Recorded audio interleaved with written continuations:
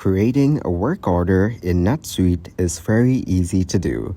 Today I'm gonna show you how to do it. First, go to Transactions, click Manufacturing and select Build Work Orders.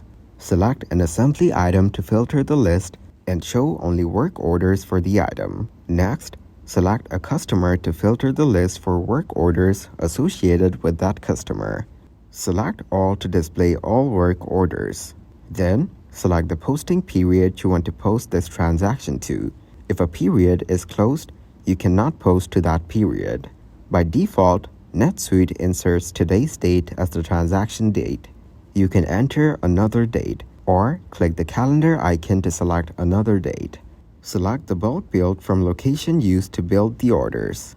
Check the filter box to filter the list to show only orders associated with the location selected in bulk fulfill from location. Clear this box to build orders associated with any location or associated with no location.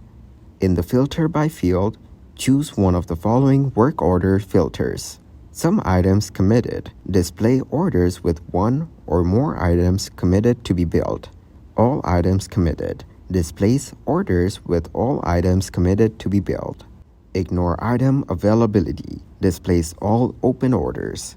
Click the Select Order Number field to enter or scan transaction barcodes.